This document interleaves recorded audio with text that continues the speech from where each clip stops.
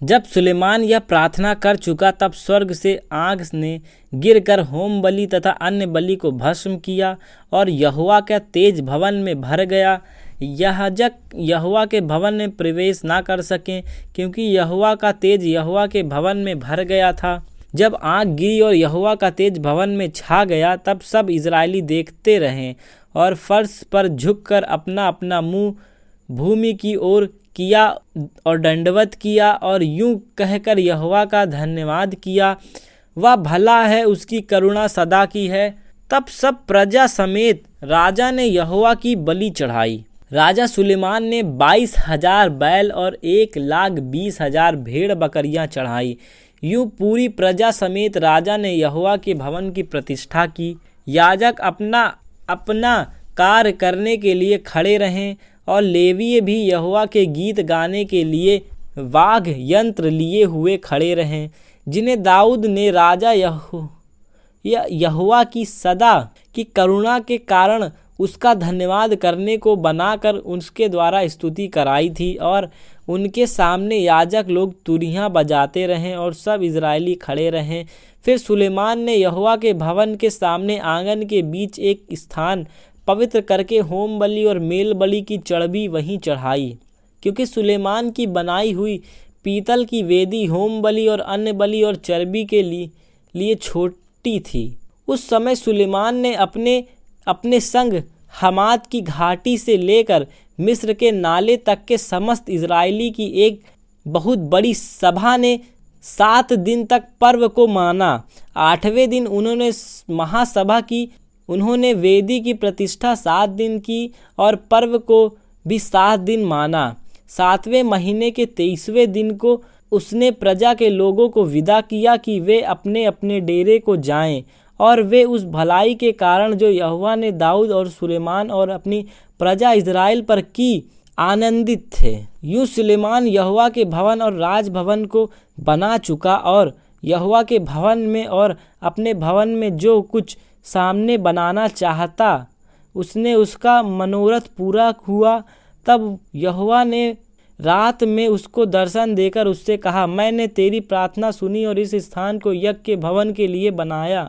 यदि मैं आकाश को ऐसा बंद करूं कि वर्षा ना हो या टिड्डियां को देश उजाड़ने की आज्ञा दूं और अपनी प्रजा में मरी फैलाऊं, तब यदि मेरी प्रजा के लोग जो मेरे कहलाते हैं दीन होकर प्रार्थना करें और मेरे दर्शन के खोजी होकर अपनी बुरी चाल से फिरें, तो मैं स्वर्ग में से सुनकर उनका पाप क्षमा करूंगा और उनके देश को ज्यों का त्यों कर दूंगा।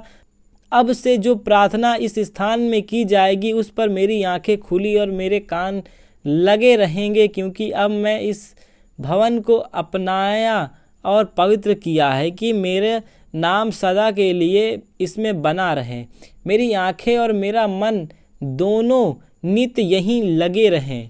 यदि तूने अपने पिता दाऊद के समान अपने को मेरे सम्मुख जानकर चलता रहे और मेरे सब आज्ञाओं के अनुसार किया करे और मेरी विधियों और नियमों को मानता रहे, तो मैं तेरी राजगद्दी के स्थिर रहूँगा, जैसे कि मैंने तेरे पिता दाऊद के साथ वाचा बांधी थी कि तेरे कुल में इज़राइल के प्रभुता करने वाला सदा बना रहेगा। परंतु यदि तुम लोग फिरो और मेरी विधियों और आज्ञाओं को जो मैंने तुमको दी है त्यागो और जानकर पराये देवताओं की उपासना करो और उन्हें दंडवत करो, तो मैं उनको अपने देश में से जो मैंने उनको दिया है जड़ से उखाड़ूंगा और इस भवन को जो मैंने अपने नाम के लिए पवित्र किया है अपनी दृष्टि से दूर करूंगा, और ऐसा करूंगा कि देश देश के लोगों के बीच उसकी उपमा और नाम धराई चलेगी। यह भवन को इतना विशाल है, इसके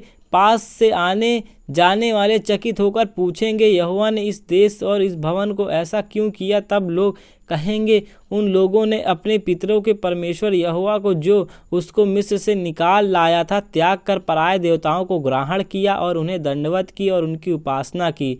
इस कारण उसने अपने सब विपत्ति उन पर डाल दी। सुलेमान को यहोवा के भवन और अपने भवन के बनाने में 20 वर्ष लगे। तब जो नगर हुराम ने सुलेमान को दिए थे, उन्हें सुलेमान ने दृढ़ करके उसमें इजराइलियों को बसाया। तब सुलेमान सोबा के हमात को जाकर उस पर जयवंत हुआ। उसने दामोदर को, जो जंगल में है, और हमात के सब भंडार नगरों को दृढ़ किया। फिर उसने ऊपर वाले और नीचे वाले दोनों बेथरोन को शहर पनाह और फाटकों और बेड़ों से दृढ़ किया।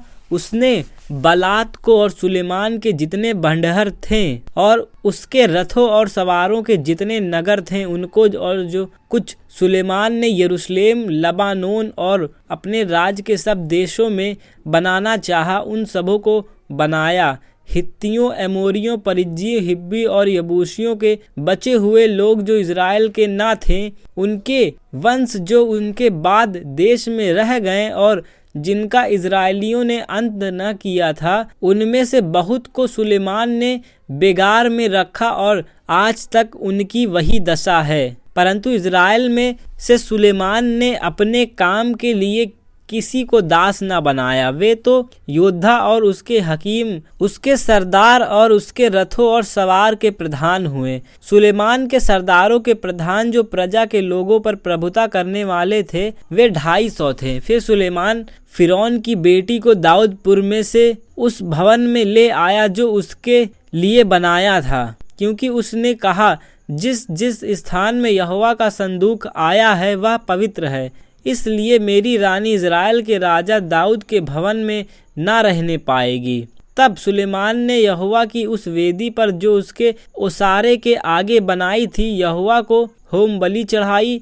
वह मूसा की आज्ञा और प्रतिदिन के नियम के अनुसार, अर्थात विश्राम और नए चांद और प्रति वर्ष 3 बार ठहराए हुए पर्वों, अर्थात अख़मीरी रोटी के पर्व और सप्ताह के पर्व और झोपड़ियों के पर्व में बलि चढ़ाया करता था। उसने अपने पिता दाऊद के नियम के अनुसार याजकों के सेवा कार्य के लिए उसके दल ठहराए और लेवियों को उनके कामों पर ठहराया कि हर एक दिन के प्रयोजन के अनुसार वे यहोवा की स्तुति और याजकों के सामने सेवा टहल किया करें।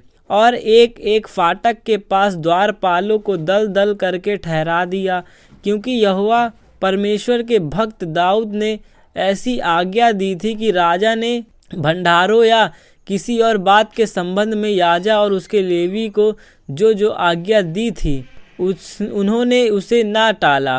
सुलेमान का सब काम जो उसने यहोवा के भवन की नींव डालने से लेकर उसके पूरे करने तक किया, वह ठीक हुआ। इस प्रकार यहोवा का भवन पूरा हुआ। तब सुलेमान एस्तियोन नबेर और एलोत को गया, जो एदोम के देश में समुद्र के किनारे स्थिर है। हुराम ने उसके पास अपने जहाजियों के द्वारा जहाज और समुद्र के जानकार मल्लाह भेज दिए, और उन्होंने सुलेमान के जहाजियों के संग ओपीर को जाकर वहां से 450 किन्नार सोना राजा सुलेमान को ला दिया। जब सीबा की रानी ने सुलेमान की कीर्ति सुनी, तब वह कठिन कठिन प्रश्नों से उसकी परीक्षा करने के लिए यरूशलेम को चली। वह बहुत भारी दल और मसालों और बहुत सोने और मणि से लदे हुए ऊंट लिए हुए आई, और सुलेमान के पास पहुंचकर उनसे अपने मन की सब बातों के विषय बातें की। सुलेमान ने उसके सब प्रश्नों का उत्तर दिया।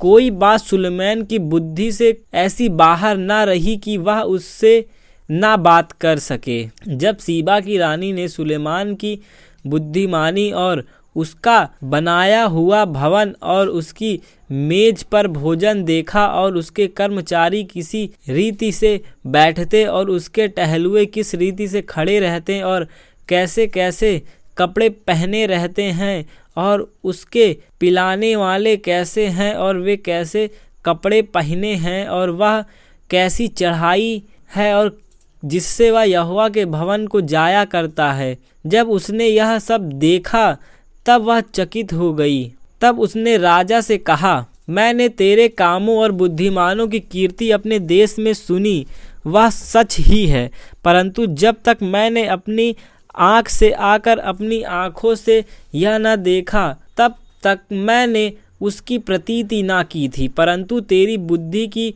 आधी बड़ाई भी मुझे ना बताई गई थी। तू उस कीर्ति से बढ़कर है जो मैंने सुनी थी। धन्य है तेरे जन, धन्य है तेरे सेवक जो नित्य तेरे सम्मुख उपस्थित रहकर तेरी बुद्धि की बातें सुनते। धन्य है तेरा परमेश्वर यहोवा जो तुझसे ऐसा प्रसन्न हुआ कि तुझे अपनी राजगद्दी पर इसलिए विराजमान किया कि तूने अपने परमेश्वर यहोवा की ओर से राज करे। तेरा परमेश्वर जो इज़राइल से प्रेम करने के उसे सदा के लिए स्थिर करना चाहता था, इस कारण उसने तुझे न्याय और धर्म करने को उनका राजा बना दिया। उसने राजा को यह 120 कार सोना, बहुत सा सुगंध द्रव्य और मणि दिए। जैसे सुगंध द्रव्य सीबा की रानी ने सुलेमान को दिए वैसे देखने में नहीं आए। फिर हुराम और सुलेमान दोनों के जहाजी जो ओपेर से सोना लाते थे वे चंदन की लकड़ी और मणि भी लाते थे। राजा ने चंदन की लकड़ी और यहोवा के भवन और राजभवन के लिए चबूतरे और गायकों के लिए वीणाएं और सारंगियां बनवाई। ऐसे वस्तुएं उसने पहले यहूदा देश में ना देख पड़ी थी। फिर सीबा की रानी ने जो कुछ चाहा वह राजा सुलेमान ने उसको उसकी इच्छा के अनुसार दिया। यह उससे अधिक था जो वह राजा के पास ले आई थी। तब वह अपने जनों समेत अपने देश को लौट गई। जो सोना प्रतिवर्ष सुलेमान के पास पहुंचा करता था उसका 666 किन्नार था। यह उससे अधिक था जो सौदागर और व्यापारी लाते थे, और अरब देश के सब राजा देश के अधिपति भी सुलेमान के पास सोना चांदी लाते थे। राजा सुलेमान ने सोना गढ़कर 200 बड़ी बड़ी ढालें बनवाई। एक एक ढाल में 600 शकेल गड़ा हुआ सोना लगा। फिर उसने सोना गढ़कर 300 छोटी ढालें और भी बनवाई। एक एक छोटी ढाल में 300 शकेल सोना लगा। और राजा ने उसको लबानोनी वन नामक भवन में रख दिया। राजा ने हाथी दांत का एक बड़ा सिंहासन भी बनाया और चोखे सोने से मढ़ाया। उस सिंहासन में 6 सीढ़ियाँ और सोने का एक पावदान था। ये सब सिंहासन से जुड़े हुए थे और बैठने के स्थान के दोनों ओर टेक लगी थी, और दोनों टेकों के पास एक एक सिंह खड़ा हुआ बना था। 6 सीढ़ियाँ के दोनों ओर एक एक सिंह खड़ा हुआ बना था। वे सब 12 हुए। किसी राज्य में ऐसी कभी न बना। राजा सुलेमान के पीने के सब पात्र सोने के थे। तब लबानोनी वन नामक भवन के सब पात्र भी चोखे सोने के थे। सुलेमान के दिनों में चांदी का कोई मूल्य न था, क्योंकि हुराम के जहाज के संग राजा के जहाज तरसीस को जाते थे, और 3-3 वर्ष के बाद तरसीस के ये जहाज सोना, चांदी, हाथी दांत, बंदर और मोर लेकर आते थे। यूं राजा सुलेमान धन और बुद्धि में पृथ्वी के सब राजाओं से बढ़कर हो गया। पृथ्वी के सब राजा सुलेमान की उस बुद्धि की बातें सुनने को जो परमेश्वर के उनके मन में उपजाई थी, उनका दर्शन करना चाहते थे। वे प्रतिवर्ष अपनी अपनी भेंट अर्थात चांदी और सोने के पात्र, वस्त्र, शास्त्र, सुगंध द्रव्य, घोड़े और खच्चर ले आते थे। अपने घोड़े और रथों के लिए सुलेमान के 4000 घुड़साल और 12000 घुड़सवार भी थे, जिनको उसने रथों के नगरों में और यरूशलेम में राजा के पास ठहरा रखा। वह महानंद से लेकर पलिश्तियों के देश और मिस्र की सीमा तक के सब राजाओं पर प्रभुता करता था। राजा ने ऐसा किया कि बहुतायत के कारण यरूशलेम में चांदी का मूल्य पत्थरों का सा और देवदारों का मूल्य नीचे के देश के गूलरों का सा हो गया। लोग मिस्र में और अन्य सभी देशों से सुलेमान के लिए घोड़े लाते थे। आदि से अंत तक सुलेमान के और सब काम क्या नातान नबी की पुस्तक में, सिलोवासी अहियाह की नबूवत की पुस्तक में और नबात के पुत्र यरोबाम के विषय इद्दोदर्सी के पुस्तक की में नहीं लिखा है? सुलेमान ने यरूशलेम में सारे इज़राइल पर 40 वर्ष तक राज्य किया। फिर सुलेमान अपने पुरखाओं के संग सो गया और उसको अपने पिता दाऊद के नगर में मिट्टी दी गई और उसका पुत्र रहूबियाम उसके स्थान पर राजा हुआ। रहूबियाम शकेम को गया क्योंकि सारे इज़राइली उसको राजा बनाने के लिए वहीं गए थे। जब नाबात के पुत्र यरोबाम ने यह सुना, वह तो मिस्र में रहता था जहाँ वह सुलेमान के डर के मारे भाग गया था, तो वह मिस्र से लौट आया। तब उन्होंने उसको बुलवा भेजा। अतः यरोबाम और सब इज़राइली आकर यरोबियाम से कहने लगे, तेरे पिता ने तो हम लोगों पर भारी जुआ डाला रखा था, इसलिए अब तू अपने पिता की कठिन सेवा को और उस भारी जुए को जिसे उसने हम पर डाल रखा है उस कुछ हल्का कर, तब हम तेरे अधीन रहेंगे। उसने उनसे कहा, 3 दिन के उपरांत मेरे पास फिर आना। अतः वे चले गए। राजा रहूबियाम ने उस बूढ़े से जो उसके पिता सुलेमान के जीवन भर उसके सामने उपस्थित रहा करते थे, यह कहकर सम्मति दी, इस प्रजा को कैसे उत्तर देना उचित है? इसमें तुम क्या सम्मति देते हो? उन्होंने उसको यह उत्तर दिया, यदि तू इस प्रजा के लोगों से अच्छा बर्ताव करके उसे प्रसन्न करे और उनसे मधुर बातें कहे तो वे सदा तेरे अधीन बने रहेंगे। परंतु उसने उस सम्मति को जो बूढ़ा ने उसको दी थी छोड़ दिया और उन जवानों के सम्मति ली जो उसके संग बड़े हुए थे और उसके सम्मुख उपस्थित रहा करते थे। उनसे उसने पूछा, मैं प्रजा के लोगों को कैसा उत्तर दूं? इसमें तुम क्या सम्मति देते हो? उन्होंने जो मुझसे कहा, जो जुआ तेरे पिता ने हम पर डाल रखा है उसे तू हल्का कर।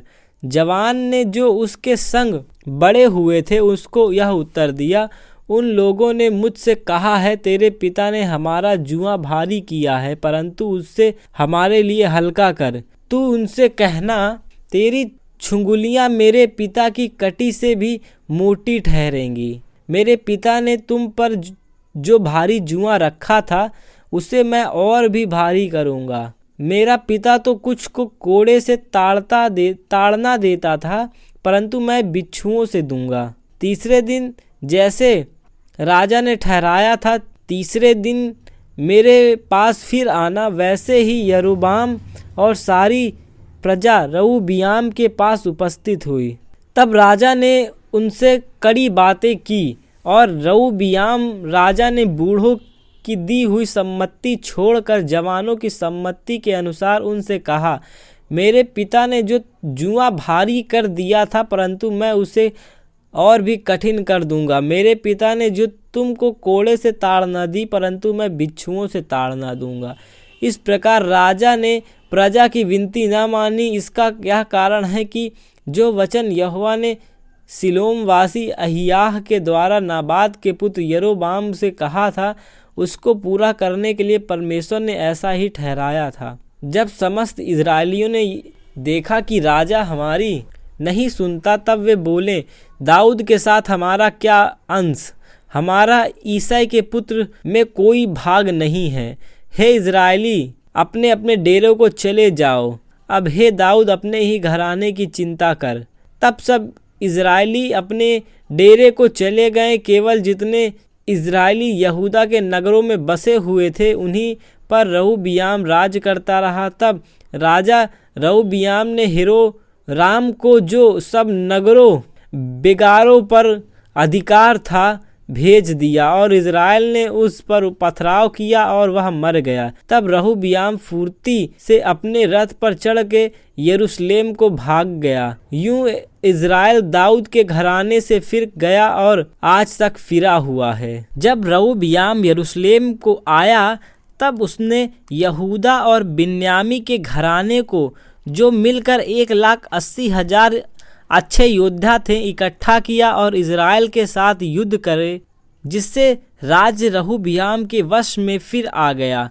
तब यहोवा का यह वचन परमेश्वर के भक्त शमाया के पास पहुंचा, यहूदा के राजा सुलेमान के पुत्र रहूबियाम से और यहूदा और बिन्यामी के सब इजराइलियों से कह, यहोवा यूं कहता है कि अपने भाइयों पर चढ़ाई करके युद्ध ना करो, तुम अपने अपने पर लौट जाओ, क्योंकि यह बात मेरी ही ओर से हुई है। यहोवा के ये वचन मानकर वे रहूबियाम पर बिना लड़ाई किए लौट गए। रहूबियाम यरूशलेम में रहने लगा और यहूदा में बचाव के लिए ये नगर दृढ़ किए, अर्थात बैतलहम, एताम, तकोआ, बेतसूर, शोको, अदुल्लाम, गत, मरेशा, जीप, अदुरैम, लकीस, अजेका, सोरा, अह्यालोन और हेब्रोन जो यहूदा और बिन्यामी में है दृढ़ किया।